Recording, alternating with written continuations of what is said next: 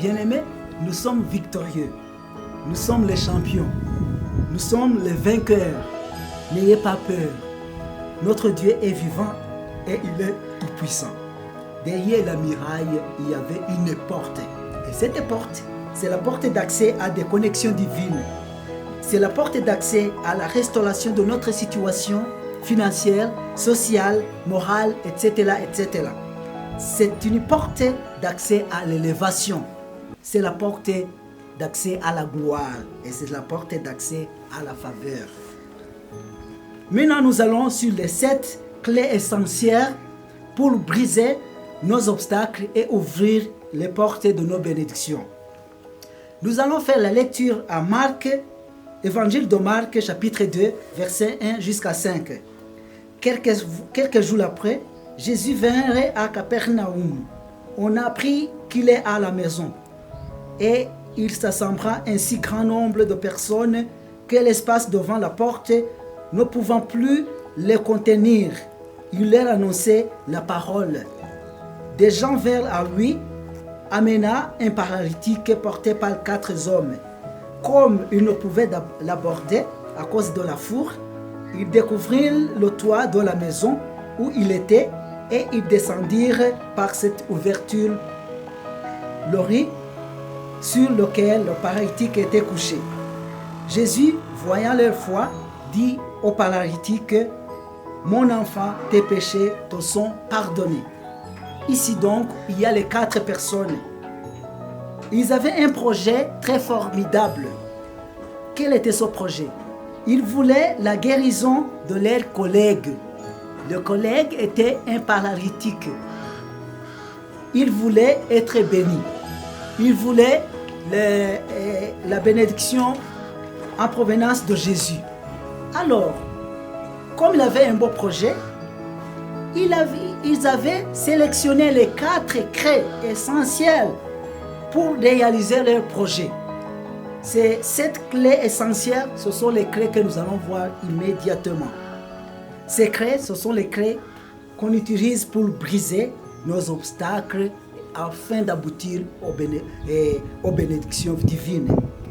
Première clé, c'est l'identification du besoin. Ces gens ont identifié le besoin de la guérison. Comme il y avait un problème du paralytique, ils ont choisi un bon projet. Le bon projet, c'est la guérison de leur ami. Lorsque vous avez un bon projet, ça va vous aider à faire un bon projet. Et si vous avez un bon besoin, ça va vous aider à faire un bon projet. Et le bon projet va aboutir aux bonnes réussites.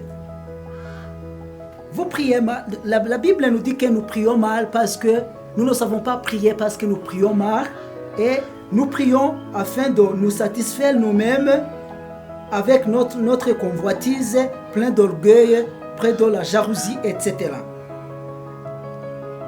Lorsque nous identifions les besoins, il faut bien savoir équilibrer. Équilibrer entre le matériel et le spirituel. Vous savez bien que le corps humain, l'être humain est composé par le corps, l'âme et l'esprit. Alors, si vous voulez briser tous ces obstacles, il faut briser à la personne tout entière. Comprenez bien sûr les 3 aspects. Tu peux être très spirituel et négliger les principes de connaissance des affaires. Tu négliges la connaissance d'investissement dans le projet. Tu négliges la connaissance d'études et des projets. Tu négliges la connaissance de marketing. Tu négliges la connaissance des concurrents, etc., etc.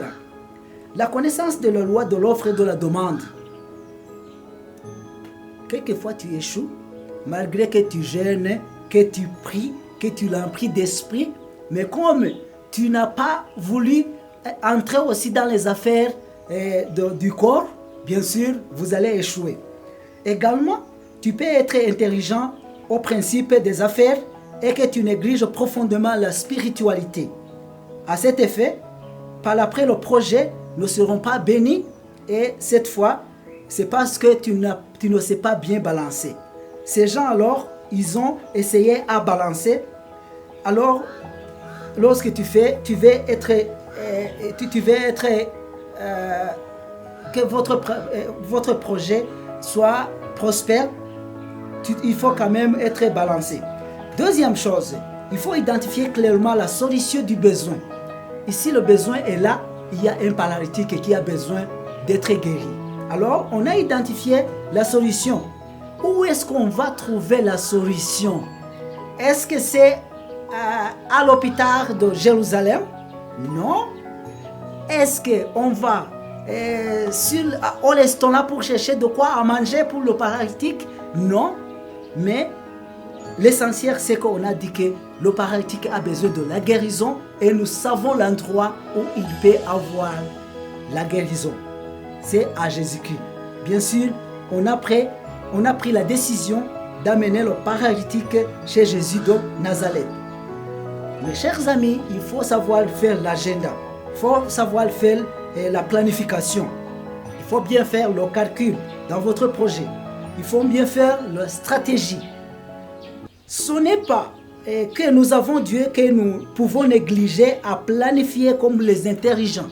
Quelquefois, il y a les gens qui prient et ils disent, comme nous sommes les chrétiens, nous n'allons pas à la logique, nous allons seulement prier. Alors, à cet effet, ces chrétiens, on peut les appeler les chrétiens ignorants. Il faut d'abord faire le plan, comme ces gens ont dit. Il y a les 5 choses à faire. Première chose, nous allons chercher le lit à amener le paralytique. Deuxième, nous allons monter le paralytique au lit. Troisième, nous allons creuser la toiture parce que nous avons vu que le chemin de la porte n'est pas possible. Quatrième, nous allons descendre le paralytique du toit. Et puis, cinquième, nous allons arriver au miracle. Nous allons arriver à Jésus lui-même. Alléluia. Il faut bien sûr identifier clairement la solution du besoin. Troisième, il faut identifier les obstacles de ton projet. Ton projet a beaucoup d'obstacles.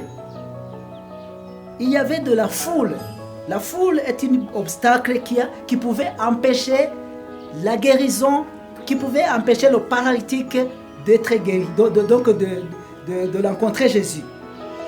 Tu dois identifier les ennemis de tes projets.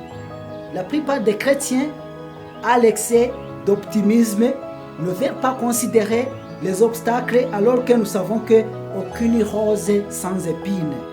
Parfois, il y a la foule. Quels sont ces ennemis? Peut-être ce sont les gens qui te distraient pour que tu n'atteignes pas à tes projets. Deuxièmement, ce sont les gens qui te demandent de bouffer ton capital. Troisièmement, ce sont les gens qui minimisent tes projets. Quatrièmement, ce sont les gens qui te découragent, ainsi que d'autres gens qui peuvent empêcher votre projet de démarrer. Ton époux peut être l'ennemi de votre projet. Tes enfants, ton chef au boulot, ton pasteur, tes camarades, etc., etc. Ce sont peuvent être ennemis de votre projet. Eh bien, quand tu as identifié les ennemis de ton projet, il faut créer l'attitude face à eux.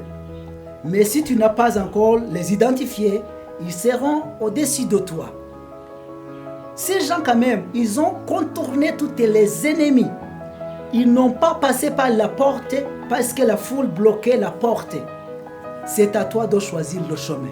Comme ils avaient choisi d'autres chemins pour aboutir à un bon résultat, bien sûr, c'est à toi de faire un bon choix. Quatrième, il y a l'unité. Il faut avoir la même vision, il faut avoir les mêmes objectifs. Comme ces gens étaient à 4, ils ont pris les mêmes décisions et ils ont parlé le même langage. Beaucoup de projets sont bons, mais les gens sont divisés. Quelques-uns qui détruisent l'unité est pire. Donc quelqu'un qui détruit l'unité est pire que celui qui vole l'argent dans le projet. Vaut mieux avoir un petit groupe de moyens en connaissance, mais unis, qu'à avoir un grand groupe des experts, mais qui sont divisés. Bien sûr, l'union fait la force. Bien sûr, vous en souvenez autour de Babel. Même l'Éternel a dit, ces gens, s'ils sont unis, s'ils avaient le même langage, quand même, ils peuvent aboutir à de grandes choses et même ils peuvent construire leur maison jusqu'au ciel. Tout est possible lorsqu'il y a l'unité. Cinquième chose, l'organisation. Ces gens avaient un leader et le guide de procédure pour suivre. Ils ont pris la décision et ils ont quand même monté ensemble, ils ont enlevé la toiture ensemble et ils ont descendu ensemble, c'est-à-dire qu'ils avaient une règle et procédure qu'ils attendaient ensemble. Le sixième, c'est la détermination. Toute chose nécessite une détermination et l'encouragement. Ces gens ont accepté de payer n'importe quel prix pour arriver à la réussite totale de leur projet. Mes chers amis, il faut avoir une détermination. Il faut être prêt à payer le coût de votre projet.